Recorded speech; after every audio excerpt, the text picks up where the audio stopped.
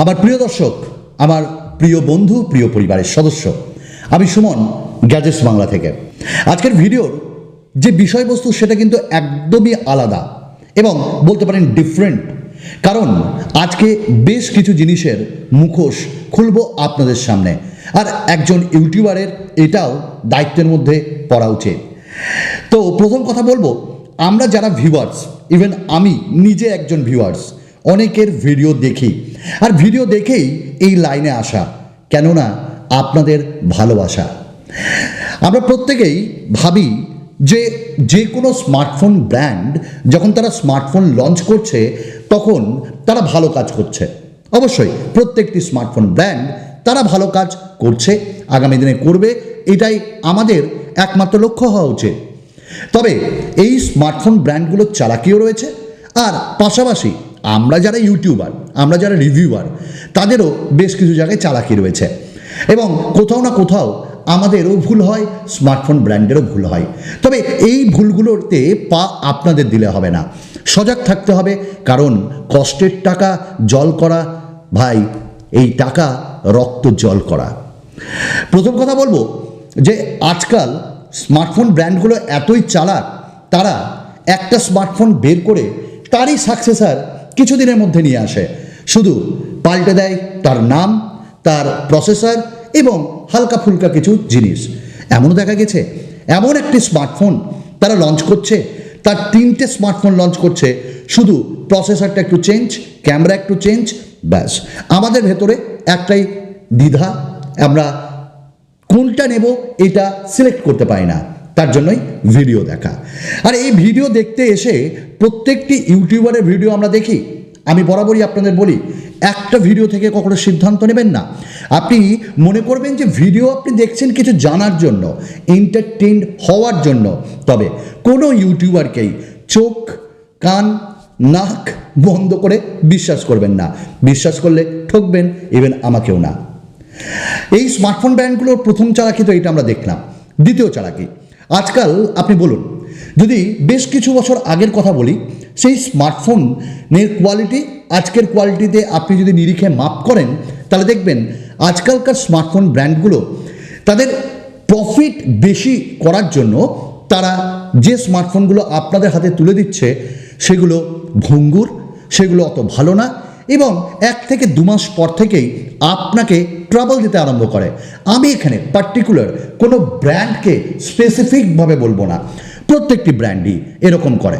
Even যদি আমি Samsung বলি বা রিয়েলমি বা শাওমি, প্রত্যেকেই তো তারা এরকম করছে, যার জন্য যে চিপ ফোনগুলো আমরা নিচ্ছি, কখনো ক্যামেরাতে বালি ঢুকছে, অথবা ডিসপ্লে বার্ন প্রবলেম, অথবা টাচে প্রবলেম, অথবা camera dead, phone dead, battery ফুলে যাওয়া, পারফরমেন্স ভালো না দেওয়া, এরকম অনেক কিছুই সমস্যার সম্মুখীন আমরা প্রত্যেকে হই।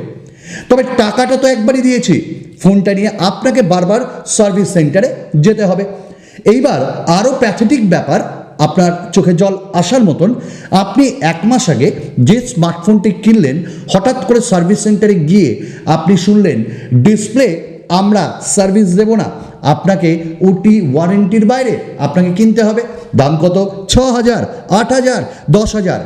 অ্যামোলেড বা সুপার অ্যামোলেড বা ওএলইডি হোক না, তার দাম আরও বাড়বে। এইরকম অনেক কিছু জিনিসগুলো আমরা দেখি যে আজকে স্মার্টফোন ব্র্যান্ডগুলো একের পর এক স্মার্টফোন লঞ্চ করছে without any kind of quality check, কারণ তারা জানে যদি এরকম হয় তাহলে আগামী দিনে আমাদের আরও ফোন বিক্রি হবে। এইগুলো তো হলো স্মার্টফোন ব্র্যান্ডের চালাকি। এবং কখনো কখনো দেখা যায় তারা 4GB 64GB 4GB 128GB এরকম করে, অথবা 6GB 64GB 4GB 64GB 2GB RAM বাড়িয়ে দাম আমাদের কাছে বেশি নেয়। আর আমরা যারা ইউটিউবার তারা সকলেই বলে থাকি 4GB নয়, এখনকার দিনে অ্যাটলিস্ট 6GB দরকার। কিন্তু সেই মানুষটা যে খুব সাধারণ গেম করে না, গেমিং করে না, খুব হার্ডকোর ইউজার না, তার কাছে তো 4GB এনাফ। আমরা এবার বলবো কিছু ইউটিউবার, আমরা যারা তারা ভিডিও বানায়, ইভেন এই মুহূর্তে আমি অ্যাটলিস্ট এখনও অনেক স্মার্টফোন কিনে আপনাদের সামনে রিভিউ দিই। তবে বেশ কিছু স্মার্টফোন ব্র্যান্ড আমাকেও রিভিউ ইউনিট পাঠায়, তবে আপনাদের একটা প্রশ্ন আমি রিসেন্টলি আমার কমেন্টেও পেয়েছি যে স্মার্টফোনটা আপনারা যেটা পান সেটা ভালো হয়, আর এই কমেন্টটা ছিল পোকো F3 GT অথবা পোকো X3 Pro এর ক্ষেত্রে।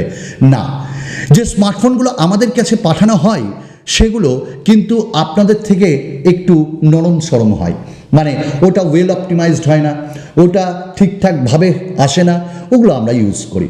তবে খারাপ যখনই আমরা পাই আপনাদের সামনে তুলে ধরি, এবং প্রায় প্রত্যেকটি ইউটিউবারই তাই করে, খারাপ জিনিসকে খারাপ, ভালো জিনিসকে ভালো বলে। তবে হ্যাঁ, এক্সেপশন প্রত্যেকটা জায়গায় আছে, ব্যতিক্রম ছাড়া এই সমাজ চলে না, ব্যতিক্রম ছাড়া এই ভারতবর্ষ বা এই দুনিয়া গোটা ওয়ার্ল্ড চলে না। তাই ব্যতিক্রমকে নিয়ে আপনাকেও চলতে হবে।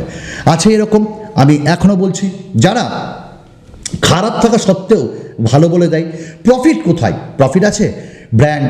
আজকে আপনি ব্র্যান্ডের সুনাম করলেন, ব্র্যান্ড আপনাকে আগামী দিনে আরও প্রোডাক্ট দিবে অথবা গিভঅ্যাওয়ের জন্য প্রোডাক্ট দেবে, এটাই তো প্রফিট। তো এইভাবে যারা আমরা রিভিউ করি তারা এক কথায় যেদিন আনবক্সিং করি অনেক সময় সেদিন রিভিউ দিয়ে দিই, না এটা ঠিক না। আমরা একটা ফোনকে একদিনে বা 7 দিনে বিচার করতে পারি না, 1 মাস। এবং আপনারা দেখবেন একটা স্মার্টফোন আপনি নিজে ব্যবহার করছেন, আজকের দিনে যে পারফরমেন্স দিচ্ছে আগামী 2 মাস পর সেটার পারফরমেন্স আরেকটু খারাপ হয়ে যায়। কারণ যত অ্যাপসের লোড আপনি দেবেন, যত গেমিংয়ের লোড আপনি দেবেন, আপনার ফোন যদি ভালো না হয় আস্তে আস্তে তার গুণমান কমে। তবে স্মার্টফোন এবং ব্র্যান্ড আর এই যে ইউটিউবার, তাদের মধ্যে সম্পর্কটা কিন্তু খুব মধুর। প্রত্যেকটি স্মার্টফোন ব্র্যান্ড চাই যে তাদের প্রোডাক্টের একটা প্রমোশন হোক। প্রমোশন তো হচ্ছে, কারণ আমরা যখনই তার ভিডিও দিচ্ছি সেটা প্রমোশন। তবে আমাদের কাছে কোনো ব্র্যান্ড টাকা দেয় না, প্রোডাক্ট দেয়, এবং প্রোডাক্ট দিয়ে তারা বলে যে এটা ইউজ করে ভালো জিনিসটা বলুন, খারাপ জিনিসটাও বলতে পারেন। হ্যাঁ, আজকাল আমাদের স্বাধীনতা দিচ্ছে কারা? এই ব্র্যান্ডগুলো। আর আমি বরাবরই বলে থাকি যে ব্র্যান্ড খারাপ শুনতে ভালোবাসে, খারাপ শুনতে চাই, তার সাহসটাকে সে ব্র্যান্ড আরও বাড়বে।